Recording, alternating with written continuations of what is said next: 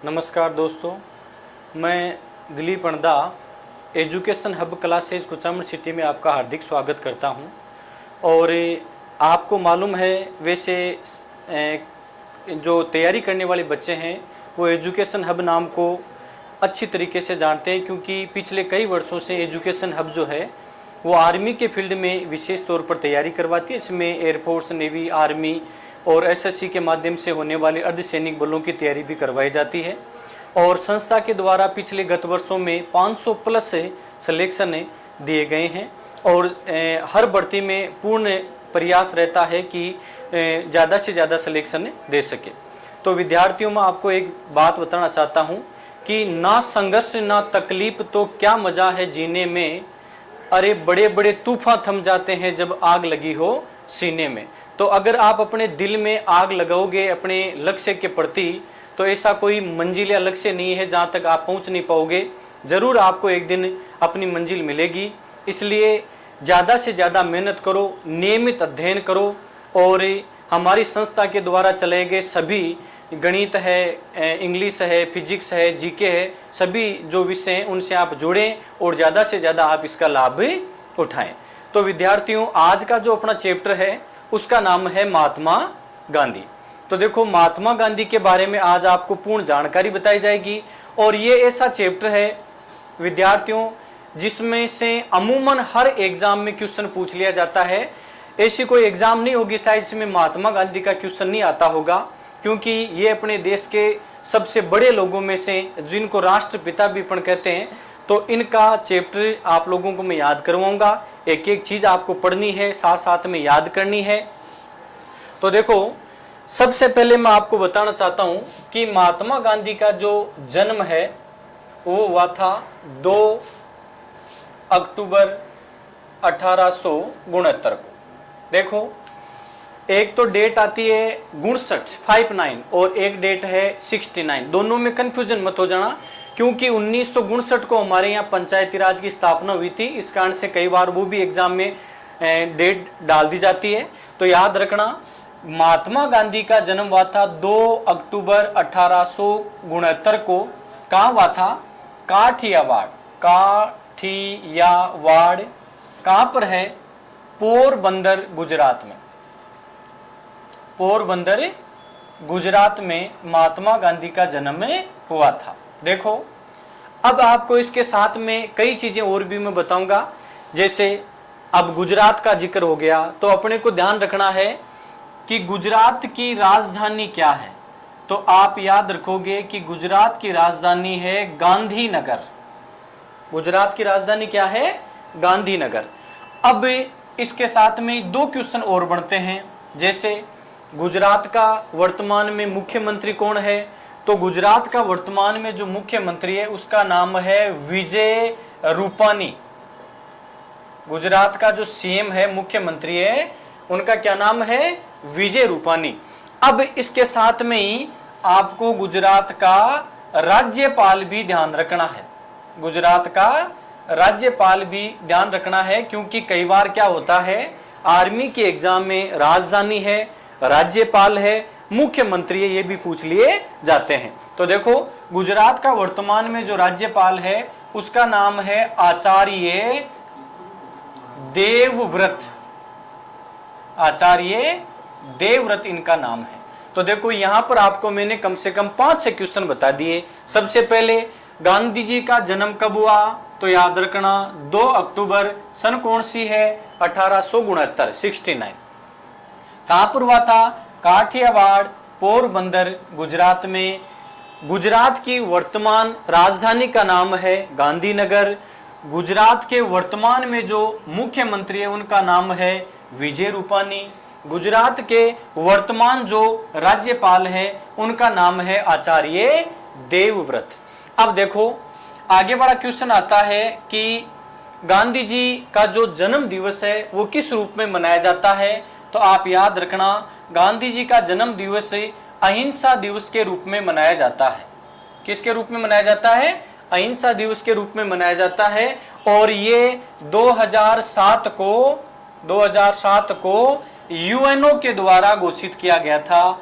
UNO का पूरा नाम है यूनाइटेड नेशन ऑर्गेनाइजेशन, और ये विश्व की सबसे बड़ी संस्था है। और याद रखना विद्यार्थियों, इसका मुख्यालय भी पूछ लिया जाता है, तो इसका मुख्यालय है न्यूयॉर्क में। अमेरिका की बहुत बढ़िया सिटी है न्यूयॉर्क की, वहां इसका मुख्यालय बना हुआ है।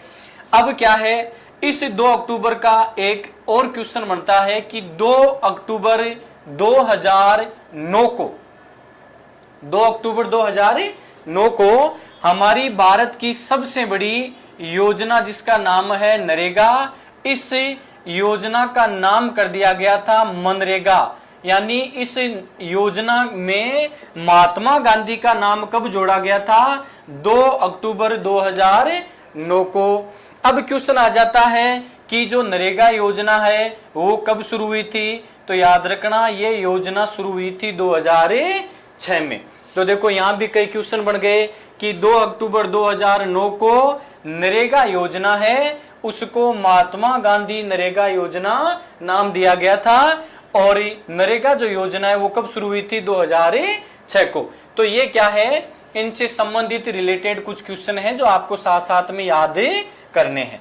अब अपन आते हैं गांधी जी के सामान्य परिचय की ओर। देखो गांधी जी जो थे, इनका हिंदू धर्म में वैश्य समुदाय से संबंध था, यानी ये एक बढ़िया परिवार से संबंध रखने वाले थे। और इनके पिता, इनके बचपन का नाम ध्यान रखना, सबसे पहले इनके बचपन का नाम था मोहनदास। बचपन का नाम था मोहनदास, और इनके पिता का नाम था करमचंद। पिता का नाम था करमचंद गांधी। इनकी माता का नाम था पुतलीबाई। माता का नाम था पुतलीबाई। अब देखो ये गांधी जी का सामान्य जो परिचय है उनमें याद रखना कि महात्मा गांधी का बचपन का नाम मोहनदास था, और ये अपने अच्छे कर्मों के कारण, कार्यों के कारण, देश के प्रति समर्पण की भावना के कारण ये कहलाए थे महात्मा। तो इनके बचपन का नाम आपको याद रखना है मोहनदास। इनके पिता का नाम क्या था? करमचंद गांधी। और ये करमचंद जो थे ये राजकोट के दीवान थे। और इनकी माता का नाम था पुतली बाई। इन महात्मा गांधी की पत्नी का नाम था कस्तूरबा। महात्मा गांधी की पत्नी का नाम क्या था? कस्तूरबा नाम था। अब देखो कस्तूरबा जी जो थी, जब इनका विवाह हुआ तो एक बार एसएससी के एग्जाम में पूछा गया था कि गांधी जी का किस वर्ष की आयु में विवाह किया गया था? तो याद रखना जब इनका विवाह हुआ उस समय गांधी जी की आयु थी 13 वर्ष। गांधी जी की आयु तो कितनी थी? 13 वर्ष। और कस्तूरबा जी की आयु थी 14 वर्ष। दोनों का बाल्यावस्था में विवाह किया गया था। याद रखना गांधी जी का विवाह 13 वर्ष की आयु में, और इस समय कस्तूरबा जी की आयु कितनी थी? 14 वर्ष। गांधी जी के 4 पुत्र थे, इनके पुत्री नहीं थी, 4 पुत्र थे। 4 पुत्रों के क्या क्या नाम है वो आपको मैं बताऊं। इनके 2 जो पुत्र थे इनका जन्म तो हुआ था, बड़े जो बेटे थे इनका जन्म तो हुआ था अपने दक्षिणी अफ्रीका में, और छोटे 2 बेटों का जन्म हुआ था भारत में। तो इनके बेटों में सबसे पहले का नाम है हरिलाल, दूसरे का नाम है मणिलाल, तीसरे का नाम था रामदास, और चौथे का नाम था देवदास। गांधी जी के 4 पुत्र थे, इनके पुत्री नहीं थी। अब देखो गांधी जी ने अपने जीवन में कहा है कि वो अपने बड़े बेटे हरिलाल से जीवन में बहुत ज्यादा दुखी थे। हरिलाल ने हमेशा वो कार्य किए जिनसे गांधी जी को दुख होता था, तो हरिलाल से काफी दुखी थे। और इनके गांधी जी के 4 पुत्रों में सबसे जो योग्य था वो माना गया है देवदास को। तो याद रख लेना कि गांधी जी के 4 पुत्र थे, हरिलाल, मणिलाल, रामदास और देवदास। सबसे ज्यादा दिल दुखाने वाला जो पुत्र था उसका नाम हरिलाल था, और सबसे योग्य जो था वो था देवदास। अब देखो कई बार क्वेश्चन पूछ लिया जाता है कि गांधी जी का 5वां पुत्र किसे कहा जाता है?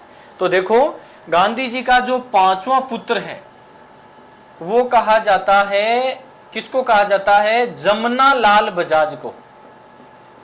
गांधी जी का 5वां पुत्र कहा जाता है जमना लाल बजाज को। इनको गांधी जी अपना पुत्र ही मानते थे। जमनालाल बजाज की सामान्य जानकारी आप ध्यान रखना, इनका जन्म हुआ था काशी का बास। काशी का बास कहां पर है? सीकर जिले में है और यहाँ इनका जन्म हुआ था। इनके नाम से राजस्थान में एक बांध भी बना हुआ जिसका नाम है माही बजाज सागर बांध। तो याद रखना, गांधी जी के जो 5वें पुत्र थे उनका क्या नाम था? जमनालाल बजाज। और जमनालाल बजाज को गुलाम नंबर 4 के नाम से भी जाना जाता है। अब आते हैं अपने, एक बार दोबारा देख लेना कि गांधी जी का जन्म हुआ था 2 अक्टूबर 1869 को काठियावाड़ पोरबंदर गुजरात में। गांधी जी का जन्म दिवस अहिंसा दिवस के रूप में घोषित किया गया था 2007 को यूएनओ के द्वारा। गांधी जी के बचपन का नाम था मोहनदास, पिता का नाम करमचंद गांधी, माता का नाम पुतलीबाई और गांधी जी की जो पत्नी थी उनका नाम था कस्तूरबा। और कस्तूरबा से इनके 5 संतानें थी जिनमें से एक की मृत्यु हो गई थी, 4 जीवित संतान थी जिनके नाम थे हरिलाल, मणिलाल, रामदास और देवदास। गांधी जी का 5वां पुत्र माना गया है जमनालाल बजाज को। इनका जन्म हुआ था काशी का बास सीकर में और इन्हें गुलाम नंबर 4 के नाम से भी जाना जाता है। अब देखो, गांधी जी की शिक्षा से संबंध में अपन पढ़ाई करते हैं कि गांधी जी की शिक्षा कहाँ हुई थी, कैसे हुई थी। तो याद रखना कि गांधी जी की प्रारंभिक शिक्षा गुजरात में हुई थी और उसके बाद में ये वकालत यानी वकील की, बैरिस्ट्री की पढ़ाई करने के लिए कहाँ चले गए थे? इंग्लैंड चले गए थे। तो ये क्वेश्चन भी कई बार एग्जाम में पूछा जाता है कि गांधी जी वकालत करने के लिए या बैरिस्ट्री पढ़ने के लिए कहाँ चले गए थे? तो याद रखना कि ये इंग्लैंड चले गए थे और इन्होंने वकालत की पढ़ाई करने के बाद 1891 में कहाँ आ गए थे? भारत आ गए थे। और भारत में इन्होंने मुंबई में और राजकोट गुजरात में है, राजकोट में इन्होंने अपनी वकालत का कार्य प्रारंभ कर दिया। तो देखो, गांधी जी अपने जमाने के जब वकील थे तो इतने प्रसिद्ध थे कि इनकी प्रसिद्धि दक्षिणी अफ्रीका में बैठे एक सेठ तक भी पहुंच गई थी और उस सेठ का नाम था सेठ अब्दुल्ला। तो गांधी जी ने 1891 से 1893 तक 2 वर्ष के बीच में भारत के मुंबई और राजकोट में वकील के रूप में कार्य किया और इस दौरान इन्होंने इतना अच्छा वकालत का कार्य किया कि दक्षिण अफ्रीका में बैठे एक सेठ जिसका नाम था सेठ अब्दुल्ला, वहां तक गांधी जी की जान पहचान हो गई थी। अतः याद रखना 1893 में सेठ अब्दुल्ला के द्वारा इनको बुला लिया जाता है, दक्षिणी अफ्रीका बुला लिया जाता है एक किसी केस के सिलसिले में। याद रखना, सन याद रख लेना, कौन सी सन को गए थे ये अफ्रीका? 1893। अब देखो 1893 से आप एक डेट और याद रखना। क्या याद रखना? 11 सितंबर 1893 को भारत की तरफ से शिकागो, अमेरिका में है, शिकागो में एक धर्म सम्मेलन हुआ था। उस धर्म सम्मेलन में भाग लेने के लिए भारत की तरफ से कौन गए थे? स्वामी विवेकानंद। दोनों डेटें एक साथ याद रख लेना आप। एक तो याद रख लेना कि महात्मा गांधी 1893 में कहां चले गए थे? अफ्रीका चले गए। और दूसरी याद रखना कि 11 सितंबर 1893 को शिकागो में विश्व का सबसे बड़ा धर्म सम्मेलन हुआ था और उस धर्म सम्मेलन में भाग लेने के लिए स्वामी विवेकानंद गए थे। और स्वामी विवेकानंद के बचपन का नाम भी साथ साथ याद कर लेना, इनके बचपन का नाम था नरेंद्र। याद रख लेना, अपने देश के प्रधानमंत्री के नाम पर इनका बचपन का नाम था नरेंद्र। और इन्हें शिकागो खेतड़ी के महाराजा अजीत सिंह के द्वारा भेजा गया था। अब वापिस आते हैं अपन गांधी जी पर कि इनको 1893 में सेठ अब्दुल्ला के द्वारा अफ्रीका बुलाया गया। अफ्रीका याद रखना, इसकी मुद्रा याद रख लेना, अफ्रीका की मुद्रा है रेंड। और राजधानी इनकी वैसे 3 राजधानियां हैं, कार्यपालिका की, व्यवस्थापिका की और न्यायपालिका की अलग अलग राजधानी है। फिर भी आप याद रख लेना, मुख्य रूप से प्रिटोरिया ज्यादातर पूछी जाती है। अब क्या है, अफ्रीका में जाने के बाद ये डरबन जो शहर है अफ्रीका में, डरबन से ये जा रहे थे प्रिटोरिया। और इस दौरान इन्होंने रेल से ये सफर कर रहे थे, इस दौरान इन्होंने फर्स्ट क्लास का टिकट खरीदा और उसमें सफर के लिए बैठ गए, परंतु इनके साथ रास्ते में नस्ल भेदी यानी रंग के आधार पर भेदभाव, नस्ल भेदी व्यवहार किया गया और इन्हें फर्स्ट क्लास डिब्बे से उतार करे और थर्ड क्लास डिब्बे में बैठा दिया गया। इस बात से गांधी जी इतने दुखी हुए और ये इसी स्थान से वापस भारत आने का इन्होंने विचार कर लिया कि मुझे ऐसे देश में नहीं रहना है। फिर इनके दिमाग में विचार आया कि मेरे देश के यहाँ हजारों लोग हैं जिनके साथ नस्ल भेदी व्यवहार किया जाता है, मुझे इनके खिलाफ आवाज उठानी चाहिए। तो गांधी जी फिर यहीं रह जाते हैं। अब देखो 1893 के जस्ट आगे वाले साल 1894 में महात्मा गांधी ने नेटाल इंडियन कांग्रेस नामक एक संस्था की स्थापना की और इसमें सजातीय भारतीय नागरिकों को जोड़ा गया। याद रखना, नेटाल इंडियन कांग्रेस की स्थापना किसने की? महात्मा गांधी ने अफ्रीका महाद्वीप में की थी। गांधी जी के द्वारा अफ्रीका में एक अखबार भी चलाया गया जिसका नाम था इंडियन ओपिनियन। इस अखबार का नाम क्या था? Indian opinion. महात्मा गांधी के द्वारा अफ्रीका महाद्वीप में चलाए गए पत्रिका का क्या नाम था? Indian opinion. कई एग्जामों में पूछा गया, याद भूल जाना मत, इसका नाम है इंडियन ओपिनियन। गांधी जी के द्वारा अफ्रीका में एक फार्म हाउस बनाया गया जिसका नाम था टोल स्टॉय फार्म। अगर पूछ लिया जाए कि टोल स्टॉय फार्म किसने बनाया, कहां बनाया, तो गांधी जी के द्वारा अफ्रीका में बनाया गया था और इसका नाम था टोल स्टॉय फार्म। अब अपन चलते हैं इससे कुछ आगे वाली सालों में। अब देखो आगे अपने आते हैं 1914 के लगभग। 1914 में क्या हुआ था आपको मालूम होगा? विश्व का पहला युद्ध, प्रथम विश्व युद्ध की शुरुआत हुई थी 1914 और अंत हुआ था 1918। 1914 से 1918 तक प्रथम विश्व युद्ध चला। इस विश्व युद्ध के दौरान गांधी जी ने क्या किया था? इंग्लैंड के जो घायल सैनिक थे इन्होंने काफी मदद की। इस बात से प्रसन्न होकर अंग्रेजों ने गांधी जी को एक उपाधि दी और उसका नाम था केसर ए हिंद। याद रखना, अंग्रेजों के द्वारा केसर ए हिंद की उपाधि किसे दी गई थी? महात्मा गांधी को। क्यों दी गई थी? 1914 से 1918 में चले प्रथम विश्व युद्ध के दौरान इन्होंने घायल सैनिकों की बहुत ज्यादा मदद की। अंग्रेज इस बात से खुश हुए और इनको एक उपाधि दी जिसका नाम था केसर ए हिंद। अब देखो, एक बार पिछली बार कोई एग्जाम थी, उसमें क्वेश्चन आया था कि गांधी जी के द्वारा जहाज में कौन सी पुस्तक लिखी गई थी? तो याद रखना कि जब गांधी जी इंग्लैंड से अफ्रीका जा रहे थे तो इन्होंने जाते समय रास्ते में जहाज में एक पुस्तक लिखी और उस पुस्तक का नाम, आइडिया लगाओ, देखिए क्या हो सकता है पुस्तक का नाम है? इस पुस्तक का नाम था हिंद स्वराज। याद रखना कि गांधी जी जब जहाज से इंग्लैंड से अफ्रीका गए तब इन्होंने रास्ते में एक पुस्तक लिखी थी जो पिछले किसी एग्जाम में पूछी गई थी, उसका नाम है हिंद स्वराज। ये इन्होंने बीच रास्ते में समय का सदुपयोग किया और एक पुस्तक लिख दी थी हिंद स्वराज। अब आते हैं अपन गांधी जी की उससे आगे की जानकारी में। देखो 1914 तक आगे अपन 15 में केसर हिंद की उपाधि मिल गई।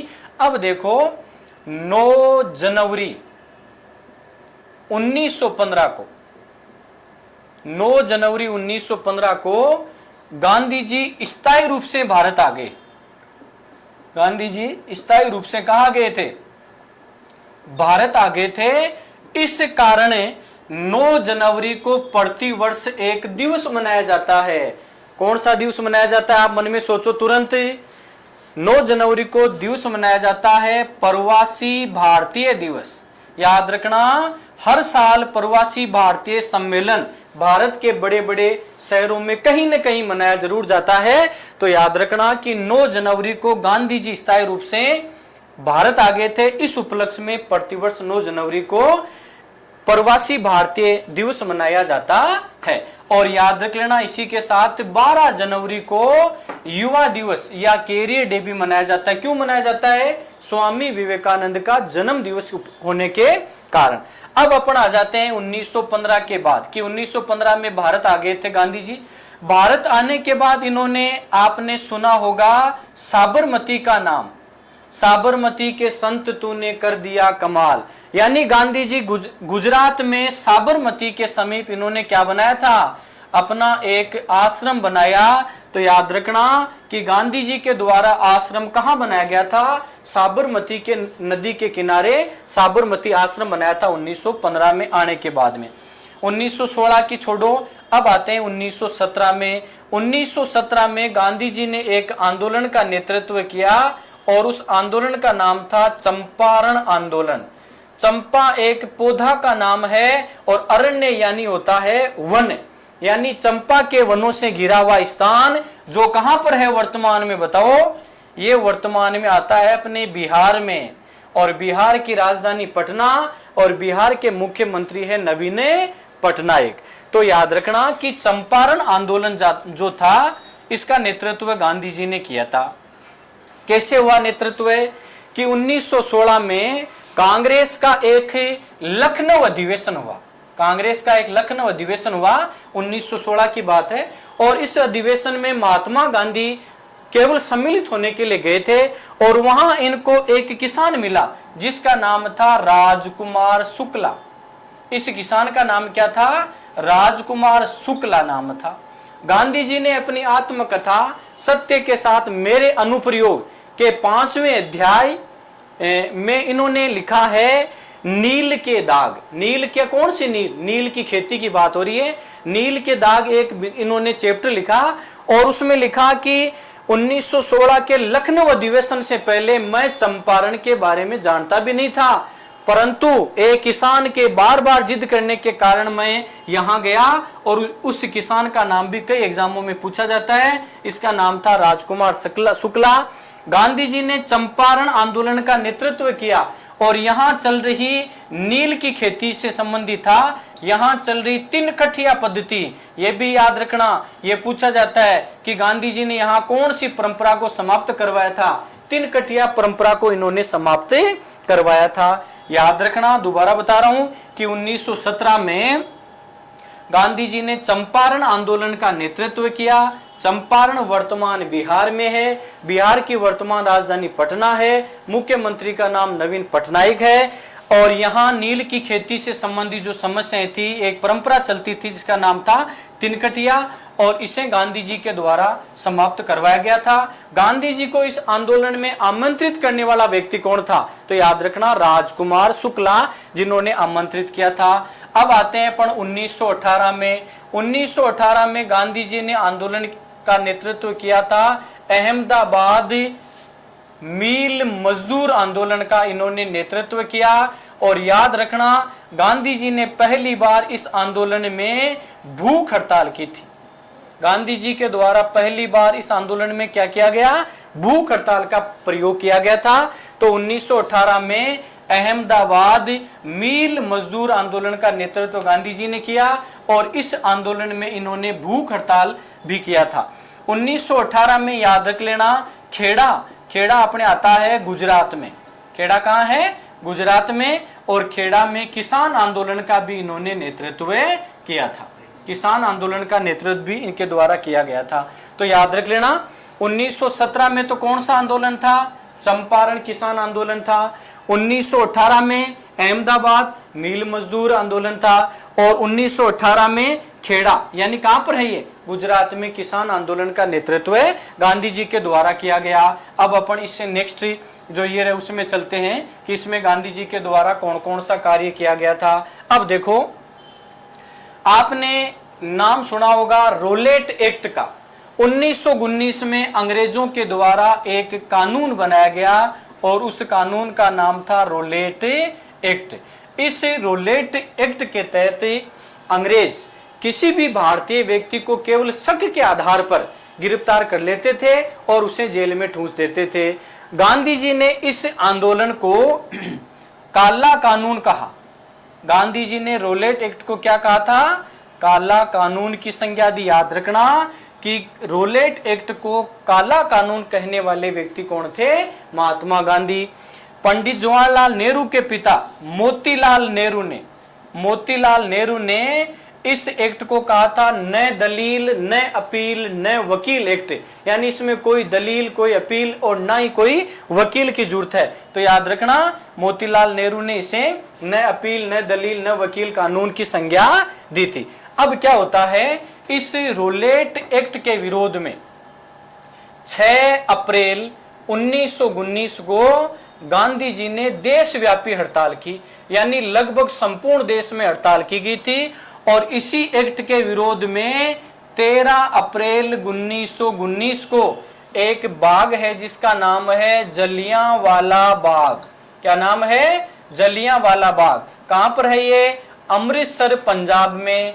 इस जलियांवाला बाग में 13 अप्रैल 1919 को इस दिन बैसाखी भी दी। तो इस कारण से क्या है, लोग बाग यहाँ एकत्रित हुए थे क्योंकि इनके 2 नेताओं को गिरफ्तार कर लिया गया और उनको वापस छुड़ाने के लिए लोग एकत्रित हुए। और इसी दरमियान एक अंग्रेज जिसका नाम था जनरल डायर, इस जनरल डायर ने क्या किया, इस जलियांवाला बाग को घेर लिया और चारों तरफ से गोलियां चलाने के आदेश दे दिए, जिसमें हमारे भारत के सैकड़ों लोग शहीद हो गए थे। तो याद रखना 1919 में जलियांवाला बाग हत्याकांड हुआ। अब देखो कई बार इसमें क्वेश्चन बनता है कि हंटर आयोग क्या था। तो याद रखना हंटर आयोग का नाम सुना होगा आपने, कई बुक्स में लिखा हुआ आता है हंटर आयोग।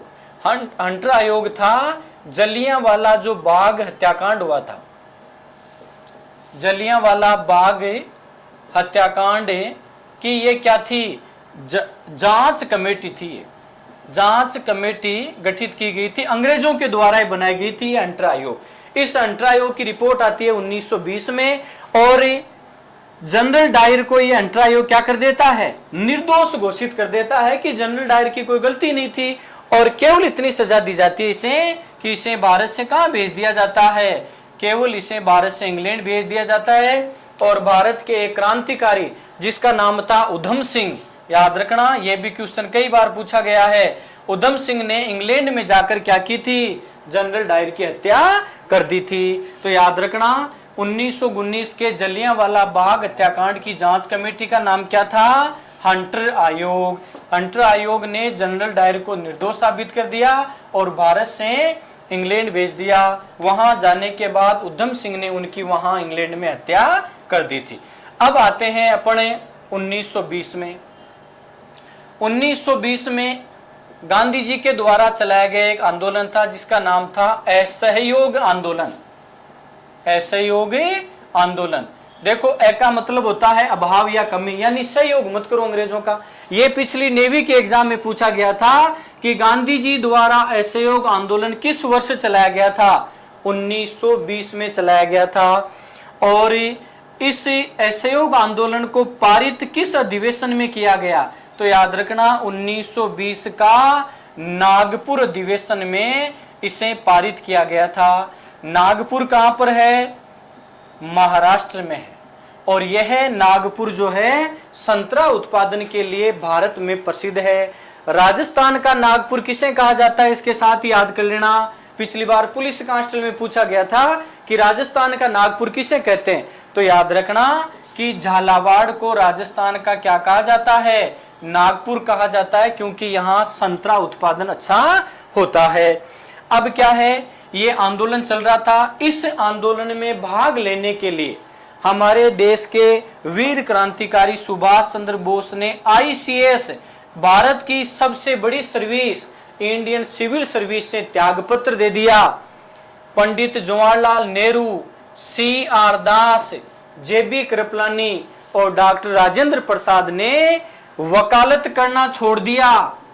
इस आंदोलन के कारण गांधी जी ने केसर-ए-हिंद की उपाधि अंग्रेजों को वापस लौटा दी। इस आंदोलन के कारण जमनालाल बजाज ने राय बहादुर की उपाधि अंग्रेजों को लौटा दी। महिलाएं भी इस आंदोलन से जुड़ी और शराब की दुकानों पर महिलाओं ने भी धरने दिए। आंदोलन बहुत अच्छी गति से चल रहा था, परंतु इसमें क्या होता है, यह आंदोलन थोड़ा हिंसक रूप ले लेता है और एक छोटी सी घटना होती है। क्या होती है, देखो कि 5 फरवरी 1922 को एक जगह है जिसका नाम है चोरा चोरी, चोरा चोरी, और ये जगह कहां पर है? यूपी में। इस जगह पर क्रांतिकारियों ने थोड़ी सी हिंसक घटना कर दी और कुछ पुलिस कर्मचारियों को इन्होंने जीवित जला दिया। अब क्या है, पिछले एग्जाम में पूछा गया था क्वेश्चन है कि महात्मा गांधी ने असहयोग आंदोलन को किस स्थान से रोक दिया था वापिस? तो ये घटना कब हुई थी? 5 फरवरी की। और गांधी जी तक ये न्यूज जाते जाते तारीख आ जाती है 12 फरवरी। तो 12 फरवरी 1922 को गांधी जी इस समय कहां थे? बारदोली में थे। और बारदोली कहां पर है? गुजरात में। तो याद रखना 1922 में बारदोली गुजरात में गांधी जी ने असहयोग आंदोलन को क्या कर दिया गया था? स्थगित कर दिया। एक बार दोबारा देखना, 1920 में गांधी जी ने असहयोग आंदोलन चलाया। 5 फरवरी 1922 को इस आंदोलन के दौरान यूपी में चोरा चोरी नामक स्थान पर हिंसक घटना हो गई। इस कारण से 12 फरवरी 1922 को बारदोली गुजरात से गांधी जी ने इस आंदोलन को स्थगित कर दिया। और ये गांधी जी की कई इतिहासकार मानते हैं कि एक बहुत बड़ी भूल थी। अगर इस आंदोलन को और ज्यादा गति दी जाती तो शायद भारत काफी दिन पहले ही आजाद हो जाता। अब अपन चलते हैं इससे आगे की घटना 1924 में। 1924 में कांग्रेस का एक अधिवेशन होता है, कांग्रेस का बेलगांव अधिवेशन, कांग्रेस का बेलगांव अधिवेशन। और ये एकमात्र अधिवेशन था जिसकी अध्यक्षता किसके द्वारा की गई थी? महात्मा गांधी के द्वारा की गई थी। याद रखना 1924 का कांग्रेस का बेलगांव अधिवेशन एकमात्र अधिवेशन है जिसकी अध्यक्षता महात्मा गांधी के द्वारा की गई। अब कई बार ऐसे भी पूछ लिया जाता है कि बेलगांव कहां पर है? तो याद रखना बेलगांव है कर्नाटक में। और कर्नाटक की राजधानी का नाम है बेंगलुरु। कर्नाटक की मुख्य राजधानी का नाम है बेंगलुरु और बेलगांव को भी कर्नाटक की सेकंड राजधानी के नाम से जाना जाता है। अब इस आंदोलन के बाद अपन चलते हैं 1925 में। 1925 में गांधी जी के द्वारा चरखा संघ की स्थापना की गई। किसकी स्थापना की गई? चरखा संघ की स्थापना मुंबई में गांधी जी के द्वारा की गई। याद रखना 1925 में गांधी जी के द्वारा चरखा संघ की स्थापना मुंबई में की गई। अब इससे आगे चलते हैं अपने, देखो गांधी जी ने लॉर्ड इरविन को, क्या नाम है गवर्नर जनरल का? Lord Irwin. गांधी जी ने लॉर्ड इरविन को 11 सूत्री मांग पत्र भेजा, 11 सूत्री मांग पत्र भेजा। तब गांधी जी की मांगे नहीं मानी गई। तब गांधी जी ने एक स्टेटमेंट दिया था, कथन दिया था कि मैंने घुटने टेक कर, गांधी जी ने क्या कहा? मैंने घुटने टेक कर रोटी मांगी। गांधी जी ने कहा कि मैंने घुटने टेक कर रोटी मांगी और बदले में मुझे क्या मिला? पत्थर मिला। ये बात पूछ ली जाती है कि ये किसने कहा और किसके संदर्भ में कहा। तो याद रखना कि गांधी जी ने लॉर्ड इरविन को 11 सूत्री मांग पत्र भेजा। गांधी जी की बातें नहीं मानी गई। तब गांधी जी ने कहा कि मैंने घुटने टेक कर रोटी मांगी और बदले में मुझे क्या मिला? पत्थर मिला। याद रख लेना कि गांधी, लॉर्ड इरविन और गांधी के मध्य अभी पिछले एग्जाम में पूछा गया था कि गांधी इरविन समझौता कब हुआ था। तो याद रखना कि गांधी इरविन समझौता हुआ था 1931 में। इससे पहले अपन आते हैं, इससे आगे आते हैं अपन दांडी यात्रा या दांडी मार्च का नाम से भी जाना जाता है। तो याद रखना दांडी यात्रा की शुरुआत हुई थी 12 मार्च 1930 को। दांडी गुजरात में एक जगह है। दांडी यात्रा की शुरुआत हुई थी 12 मार्च 1930 को और ये यहाँ 6 अप्रैल 1930 को यहाँ पहुंचे और दांडी में इन्होंने नमक का कानून तोड़कर और एक आंदोलन शुरुआत किया था जिसका नाम था सविनय अवज्ञा आंदोलन। सविनय अवज्ञा आंदोलन गांधी जी के द्वारा कब शुरू किया गया था? याद रखना 6 अप्रैल 1930। तो देखो इसमें 2-3 डेट पूछ ली जाती है। जैसे पहले तो पूछ ली जाती है कि दांडी यात्रा कब हुई, तो दांडी यात्रा हुई थी 12 मार्च 1930 को। गांधी जी के द्वारा सविनय अवज्ञा आंदोलन कब चलाया गया? 1930 को। ये दोनों डेट याद रखना, 6 अप्रैल 1930 को गांधी जी ने सविनय अवज्ञा आंदोलन किया था। अब नेक्स्ट पूछ लिया जाता है गांधी इरविन समझौता। गांधी इरविन समझौता, और ये गांधी इरविन समझौता हुआ था 1931 में। इस समझौते के तहत गांधी जी अपने दूसरे गोलमेज सम्मेलन में भाग लेने के लिए कहां गए थे? ये लंदन गए थे। अब आप यहां छोटी सी जानकारी और याद रखना कि भारत में जब अंग्रेज यहाँ भारत में थे तो इस प्रकार की गोल मेज हुआ करती थी और इसके पास में बैठकर सम्मेलन हुआ करते थे। तो याद रखना कि गोलमेज सम्मेलन कहाँ होते थे? लंदन में होते थे। गोलमेज सम्मेलन कितने हुए? गोलमेज सम्मेलन हुए थे 3, 1, 2 और 3। गांधी जी ने कौन से गोलमेज सम्मेलन में भाग लिया? गांधी जी ने 1931 के दूसरे गोलमेज सम्मेलन में भाग लिया। पहला गोलमेज सम्मेलन कब हुआ? 1930 में। तीसरा कब हुआ? 1932 में। और तीनों गोलमेज सम्मेलनों के समय ब्रिटेन के जो प्रधानमंत्री थे उनका क्या नाम था? Ramsay MacDonald. तीनों गोलमेज सम्मेलन के समय ब्रिटेन के प्रधानमंत्री कौन थे? Ramsay MacDonald. और तीनों गोलमेज सम्मेलनों में भाग लेने वाले कौन थे? BR अम्बेडकर, भारतीय संविधान के जनक भीमराव अम्बेडकर, जिन्होंने तीनों गोलमेज सम्मेलनों में भाग लिया था। अब देखो 1931 तक आ गए कि 1931 में गांधी जी ने दूसरे गोलमेज सम्मेलन में भाग लिया था। अब क्या है? 1932 में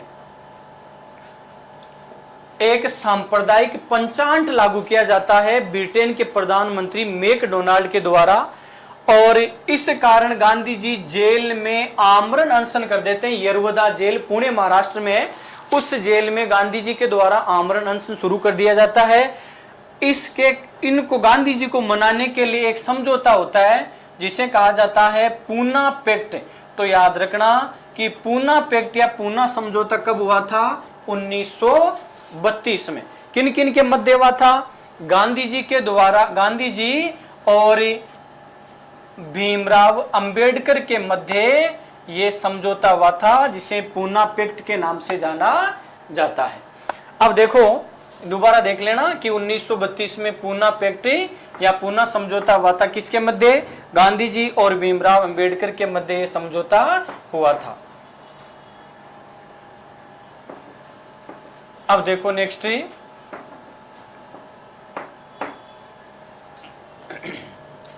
1940 में गांधी जी ने व्यक्तिगत सत्याग्रह की शुरुआत की थी। अब कई बार क्वेश्चन पूछ लिया जाता है कि व्यक्तिगत सत्याग्रह की शुरुआत कहां से हुई? तो याद रखना व्यक्तिगत सत्याग्रह की शुरुआत हुई थी पवनार, और पवनार जो जगह है वो कहां पर है? महाराष्ट्र में है। महाराष्ट्र की राजधानी मुंबई है और महाराष्ट्र के मुख्यमंत्री है उद्धव ठाकरे, शिवसेना से संबंध रखते हैं। तो अब ये क्वेश्चन भी पूछा गया कि कहां से शुरुआत हुई, और ये क्वेश्चन भी पूछा गया है कि गांधी जी के व्यक्तिगत सत्याग्रह में भाग लेने वाले प्रथम व्यक्ति कौन थे? तो प्रथम व्यक्ति का नाम था विनोबा भावे। विनोबा भावे गांधी जी के व्यक्तिगत सत्याग्रह में आने वाले प्रथम व्यक्ति कौन थे? विनोबा भावे। और दूसरे सत्याग्रही जो बने उनका नाम था पंडित जवाहरलाल नेहरू। यानी गांधी जी के व्यक्तिगत सत्याग्रह में आने वाले पहले व्यक्ति विनोबा भावे और दूसरे व्यक्ति कौन थे? पंडित जवाहरलाल नेहरू।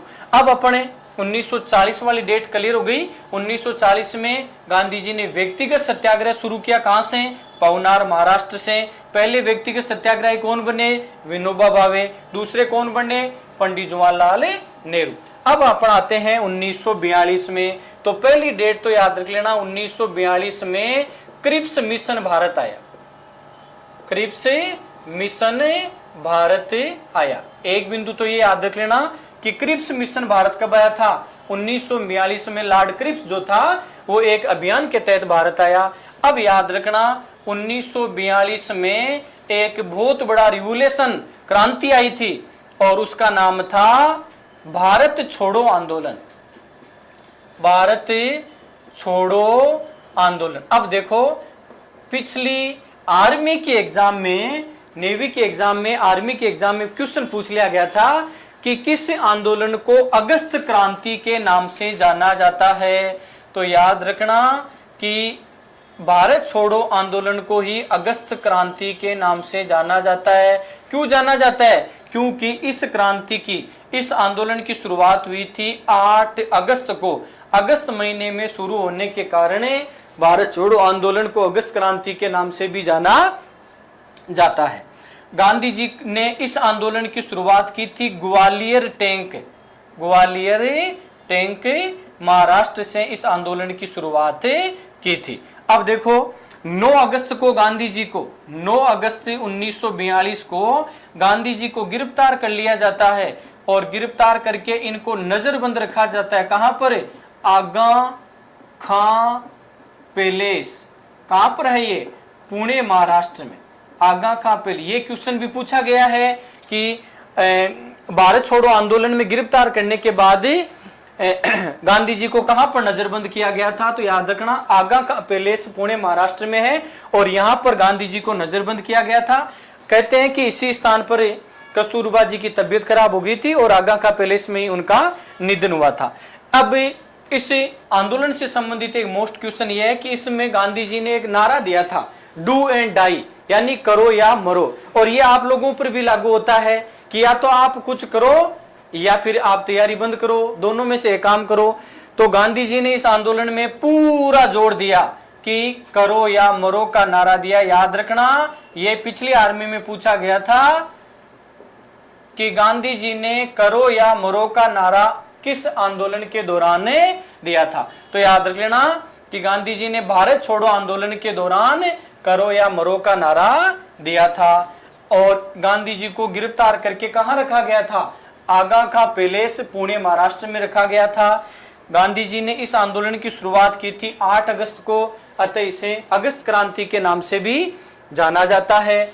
अब देखो 15 अगस्त 1947 को हमारा देश क्या हो जाता है? स्वतंत्र हो जाता है।